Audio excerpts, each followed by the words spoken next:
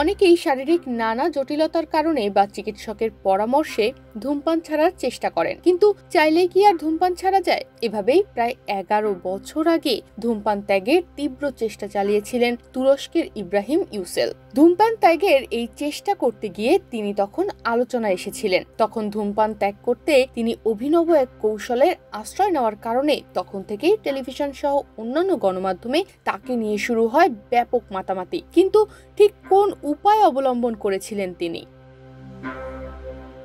তুর্কি এই ব্যক্তি ধূমপান ত্যাগ করতে হেলমেটের মতো ধাতব খাঁচা বানিয়ে নিজের মাথা সেই খাঁচায় আটকে রেখেছিলেন। 2013 সালে তুরস্কের বিভিন্ন সংবাদপত্রে প্রকাশিত প্রতিবেদনে বলা হয়েছিল 26 বছর ধরে ইব্রাহিম ধূমপান করছিলেন। প্রতিদিন তার 2 প্যাকেট সিগারেট লাগতো। তিনি বেশ কয়েক দফায় ধূমপান ত্যাগ করার চেষ্টা করেছিলেন। প্রতি বছরই তিনি 3 সন্তানের জন্মদিন এবং নিজের বিবাহবার্ষিকীতে পরিবারকে ধূমপান ত্যাগের প্রতিশ্রুতি দিতেন, কিন্তু কয়েকদিন পর আবার ধূমপান শুরু করতেন।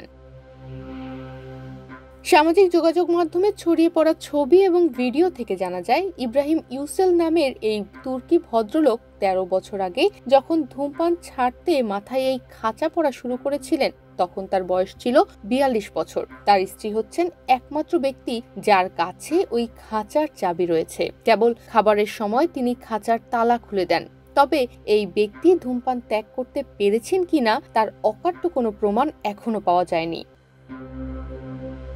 বিশ্ব স্বাস্থ্য সংস্থার মতে ধূমপানের কারণে প্রতি বছর 80 লাখ মানুষ মারা যায়। নিম্ন ও মধ্যম আয়ের দেশে ধূমপানের কারণে সবচেয়ে বেশি মানুষের মৃত্যু হয়। তামাক কোম্পানিগুলো এসব দেশে সবচেয়ে বেশি বিনিয়োগ এবং তামাক বাজারজাত করে থাকে। যারা ধূমপান করেন না, তামাক তাদের জন্য ভয়াবহ ক্ষতির কারণ হতে পারে। কেউ ধূমপান করার সময় তার আশেপাশে থাকা মানুষের ওপরও ধূমপানের খারাপ প্রভাব পড়ে থাকে।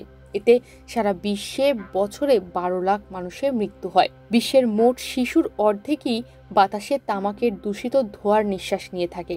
এভাবে প্রতি বছর ধূমপানের ধোঁয়ায় ক্ষতির শিকার 65,000 শিশু মারা যায়। গর্ভবতী নারীরা ধূমপান করলে গর্ভের শিশুর দীর্ঘমেয়াদী ক্ষতি হয়ে থাকে। তনিমা রহমান, বাংলাদেশ প্রতিদিন।